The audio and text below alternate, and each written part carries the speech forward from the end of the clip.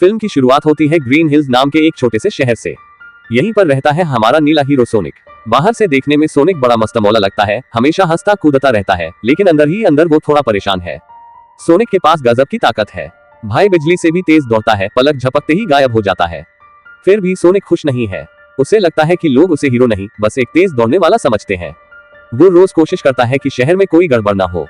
कभी चोरों के पीछे भागता है, कभी बदमाशों को डराता है, लेकिन दिक्कत यह है कि सोनिक बिना सोचे समझे काम कर देता है। इसी वजह से हालात कई बार और बिगड़ जाते हैं। इसी बीच कहानी में आते हैं टॉम और मैडी। दोनों सोनिक को अपने बच्चे की तरह प्यार करते हैं। टॉम उसे समझाता है कि हीरो बनने के लिए सिर्फ ताकत नहीं, दिमाग और सब्र भी चाहिए। लेकिन सोनिक अभी बच्चा है, वो हर हाल में खुद को साबित करना चाहता है। कुछ दिन बाद टॉम और मैडी को हवाई में एक शादी में जाना होता है। दोनों सोनिक को घर पर अकेला छोड़ देते हैं और सख्त हिदायत देते हैं कि कोई कांड नहीं होना चाहिए।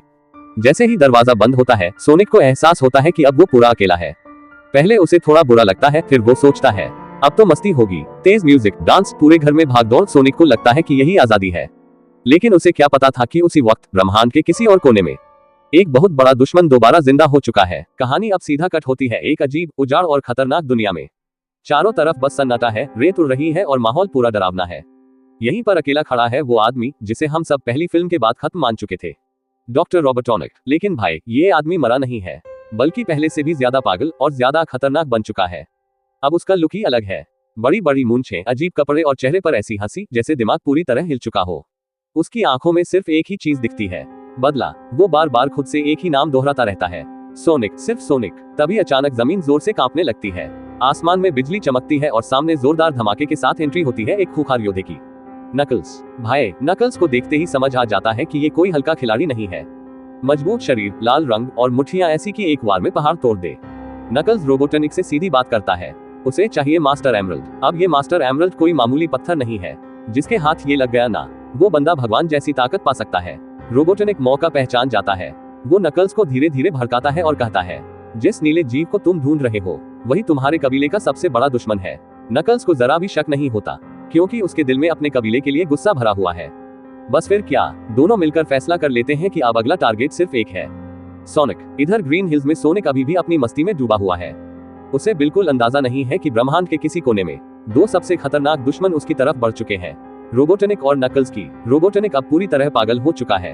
वो जोर जोर से हंसते हुए कहता है, सोनिक, मैं लौट आया हूँ। और तभी नकल्स आगे बढ़ता है। उसका चेहरा गुस्से से भरा हुआ है और आंखों में सिर्फ नफरत। बिना ज्यादा बात किए नकल्स सीधे सोनिक पर हमला कर देता है। अब यहाँ पहली बार सोनिक को एहसास होता है कि ये लड़ाई आसान नहीं है। नकल्स की ताकत उसकी सोच से कहीं ज्यादा है। एक जोरदार मुक्का और सोनिक हवा में उड़ जाता है। सोनिक गिरते हुए सोचता है, भाई, ये तो मुझसे भी ज्यादा स्ट्रॉन्ग है। सोनिक अपनी स्पीड से पलटवार करने की कोशिश करता है, लेकिन नकल्स हर वार को रोक लेता है। पहली बार सोनिक को महसूस होता है कि उसकी ताकत यहाँ काम नहीं आ रही। इधर रोबोटनिक खड़े खड़े मजे ले रहा होता है। वो जानता है कि इस बार सोनिक फंस चुका है। सोनिक किसी तरह मौका निकालकर वहां से भागता है। वो समझ जाता है कि अगर अभी नहीं निकला तो इस बार सच में गेम ओवर हो सकता है। ग्रीन हिल्स में हड़कंप मच जाता है। लोग डर जाते हैं, पुलिस कुछ नहीं कर पाती, और सोनिक पहली बार खुद को कमजोर महसूस करता है। लेकिन यहीं से कहानी नया मोड़ लेने वाली होती है, क्योंकि सोनिक अब अकेला नहीं रहने वाला। जल्द ही उसकी जिंदगी में आने वाला है एक ऐसा दोस्त जो उसकी किस्मत बदल देगा। और तभी होती है टेल्स की एंट्री। भाई, टेल्स दो पूंछ वाला फॉक्स है और वो सोनिक का बड़ा फैन है। वो सीधे कहता है, भाई, मैं तुम्हारी मदद के लिए आया हूँ, ये लड़ाई अकेले नहीं जीत सकते। सोनिक थोड़ा चौंकता है, पर फिर राहत महसूस करता है। अब उसके पास सिर्फ स्पीड नहीं, बल्कि सच्चा दोस्त और साथी भी है। टेल्स उसे समझाता है कि रोबोटनिक और नकल्स का असली मकसद क्या है। वे ढूंढ रहे हैं मास्टर एमरल्ड। भाई, ये मास्टर एमरल्ड कोई साधारण पत्थर नहीं है।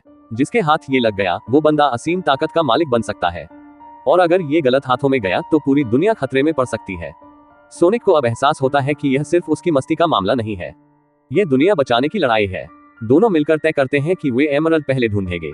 यही वजह है कि अब शुरू होती है सोनिक और टेल्स की एडवेंचर वाली जोड़ी की कहानी। अब कहानी पूरी तरह एडवेंचर मोड में आ जाती है। सोनिक और टेल्स मिलकर मास्टर एमरल्ड की खोज में निकल जाते हैं। भाई, ये कोई आसान काम नहीं है। रास्ते में उन्हें आते हैं खतरनाक ट्रैप्स, पुराना मंदिर और बर्फीले पहाड़। हर कदम पर रोबोटनिक और नकल्स उन्हें पकड़ने की कोशिश कर रहे हैं, लेकिन सोनिक की तेज रफ्तार और टेल्स की चतुराई से वे मुश्किल से बचते हैं। भाई, टेल्स बस एक फैन नहीं है, वो सच में सोनिक का दोस्त बन जाता है। दोनों मिलकर ट्रैप्स को पार करते हैं, पहाड़ चढ़ते हैं और खतरे से निपटते हैं। इस बीच सोनिक को एहसास होता है कि अकेले लड़ना आसान नहीं, साथ होना ही असली ताकत है। इधर रोबोटनिक और नकल्स का खेल भी तीखा होता जा रहा है। रोबोटनिक लगातार नए प्लान्स बना रहा है, कभी जायंट रोबोट्स, कभी एनर्जी ब्लास्ट्स। हर जगह सोनिक और टेल्स को डराने की कोशिश करता है, लेकिन भाई सोनिक भी पीछे नहीं हटता। हर बार नया रास्ता, नया ट्रिक और अपने तेज रफ्तार से वो बच निकलता है। अब कहानी थोड़ी इमोशनल और दमदार मोड़ पर पहुंचती है। भाई नकल्स अब सामने आता है। पहली बार उसके बारे में पता चलता है कि वो सिर्फ एक खलनायक नहीं है। उसका पूरा कबीला मास्टर एमरल्ड की रक्षा करते हुए मर चुका था और अब वो अकेला है। नकल्स का दिल बड़ा दुख और गुस्से से भरा है। वो चाहता है कि एमरल्ड उसके हाथ में आए ताकि उसकी खोई हुई ताकत और कबीले की याद वापस पा सके। इधर सोनिक भी थोड़ा सोचता है। भाई उसे अब समझ में आता है कि सिर्फ तेज दौड़ना ही सब कुछ नहीं है। उसके पास भी अकेले रहने का दर्द है, उसकी कोई फैमिली नहीं, कोई सच्चा दोस्त नहीं। इसीलिए जब नकल्स उससे टकराता है तो सोनिक को एहसास होता है कि ये लड़ाई सिर्फ जीत हार की नहीं है, दिल और समझ की भी है। लेकिन भाई रोबोटनिक अभी भी पीछे नहीं हटता।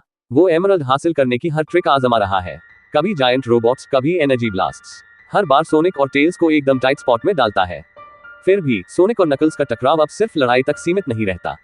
धीरे धीरे नकल्स को लगता है कि शायद सोनिक उसका दुश्मन नहीं बल्कि उसी तरह अकेला और पावरफुल है। भाई यहीं पर कहानी में पहली बार थोड़ा दिल का मोड़ आता है। दो दुश्मनों के बीच अब थोड़ी दोस्ती का हिंट दिखाई देता है।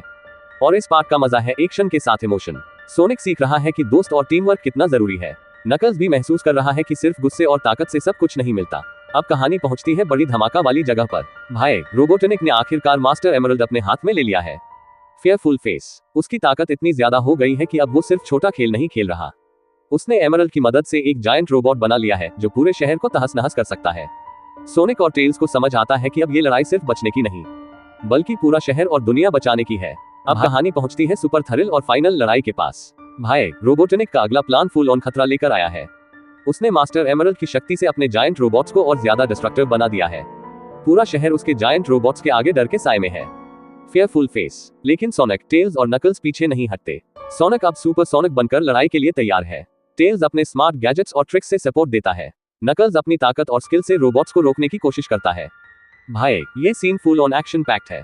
हर ब्लो, हर जंप और हर स्ट्रेटेजी सस्पेंस से भरी हुई है।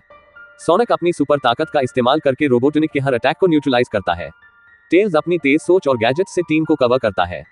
नकल्स अपनी मांसपेशियों और ताकत से एनिमी के जायंट रोबोट्स को क्रश करता है। धीरे धीरे रोबोटनिक को एहसास होता है कि इस बार वो हारने वाला है। भाई ये है वो पल जब सोनिक और टीम की जीत लगभग तय हो जाती है। और तभी नकल्स भी पूरी तरह टीम में शामिल हो जाता है। अब तीनों मिलकर न सिर्फ शहर बचाते हैं बल्कि रोबोटनिक की पूरी योजना ध्वस्त कर देते हैं। भाई ये पार्ट एक्शन, थ्रिल और टीम वर्क का परफेक्ट कॉम्बो है। और सोनिक सीखता है कि अकेले नहीं, दोस्तों और टीम के साथ ही असली ताकत आती है। अब कहानी पहुंचती है सुपर थ्रिल और फाइनल लड़ाई के पास। भाई रोबोटनिक का अगला प्लान फुल ऑन खतरा लेकर आया है। उसने मास्टर एमरल्ड की शक्ति से अपने जायंट रोबोट्स को और ज्यादा डिस्ट्रक्टिव बना दिया है। पूरा शहर उसके जायंट रोबोट्स के आगे डर के साए में है। Fearful face. लेकिन सोनिक, टेल्स और नकल्स पीछे नहीं हटते। सोनिक अब सुपर सोनिक बनकर लड़ाई के लिए तैयार है। टेल्स अपने स्मार्ट गैजेट्स और ट्रिक्स से सपोर्ट देता है। नकल्स अपनी ताकत और स्किल से रोबोट्स को रोकने की कोशिश करता है। भाई ये scene full on action packed है। हर ब्लो, हर जंप और हर स्ट्रेटेजी सस्पेंस से भरी हुई है। सोनिक अपनी सुपर ताकत का इस्तेमाल करके रोबोटनिक के हर अटैक को न्यूट्रलाइज करता है। टेल्स अपनी तेज सोच और गैजेट्स से टीम को कवर करता है। नकल्स अपनी मांसपेशियों और ताकत से एनिमी के जायंट रोबोट्स को क्रश करता है। धीरे धीरे रोबोटनिक को एहसास होता है कि इस बार वो हारने वाला है। भाई ये है वो पल जब सोनिक और टीम की जीत लगभग तय हो जाती है। और तभी नकल्स भी पूरी तरह टीम में शामिल हो जाता है। अब तीनों मिलकर न सिर्फ शहर बचाते हैं बल्कि रोबोटनिक की पूरी योजना ध्वस्त कर देते हैं। भाई ये पार्ट एक्शन, थ्रिल और टीम वर्क का परफेक्ट कॉम्बो है। और सोनिक सीखता है कि अकेले नहीं, दोस्तों और टीम के साथ ही असली ताकत आती है। कहानी पहुंचती है सुपर फाइनल और इमोशनल रैप अप पर। भाई रोबोटनिक हार चुका है। उसका जायंट रोबोट पूरी तरह टूट चुका है और एमरल्ड भी सुरक्षित है। पूरा शहर राहत की सांस ले रहा है। सोनिक, टेल्स और नकल्स अब पूरी तरह दोस्त बन चुके हैं। भाई ये पार्ट दिखाता है कि दोस्ती और टीम वर्क ही असली ताकत है। सोनिक अब समझ गया है कि अकेले हीरो बनना मुश्किल है, लेकिन दोस्तों के साथ हर लड़ाई जीत सकते हैं। शहर में लोग खुश हैं। लोग सोनिक की बहादुरी की तारीफ कर रहे हैं। भाई मस्ती और रोमांच के बीच एक वार्म और इमोशनल मोमेंट भी आता है। सोनिक, टेल्स और नकल्स एक साथ खड़े होकर सिटी की सुरक्षा का एहसास करते हैं। लेकिन कहानी यही खत्म नहीं हो। सोनिक की सुपर ताकत के आगे रोबोटनिक कोई मुकाबला नहीं कर पाता। हर पंच, हर ब्लो ऐसा है जैसे बिजली गिर रही हो। भाई पूरा शहर सस्पेंस और धमाके से भर जाता है। इस बीच नकल्स भी पूरी ताकत के साथ लड़ाई में शामिल होता है। उसकी मांसल ताकत जोड़ सोनिक की सुपर स्पीड जोड़ टेल्स की स्मार्ट मूव्स, तीनों की टीम अनस्टॉपेबल लगती है। फिर आता है रोबोटनिक की हार का पल। सोनिक की सुपर शक्ति और टीम वर्क के सामने रोबोटनिक आखिरकार डिफीट हो जाता है। उसका जायंट रोबोट टूट जाता है और एमरल्ड सुरक्षित रह जाता है। भाई ये सीन देखने में मजेदार है, एक्शन भी, सस्पेंस भी और थ्रिल भी। साथ ही सोनिक और नकल्स का रिश्ता भी बदलता है। अब नकल्स भी समझ जाता है कि सोनिक उसका दुश्मन नहीं बल्कि सच्चा दोस्त है। शहर बच जाता है, लोग राहत की सांस लेते हैं। सोनिक, टेल्स और नकल्स अब तीनों एक टीम और दोस्त बन जाते हैं। लेकिन कहानी यही खत्म नहीं होती। पोस्ट क्रेडिट सीन में दिखता है शैडो, जो साफ इशारा करता है कि अगली फिल्म सोनिक 3 में और भी बड़ा धमाका होने वाला है।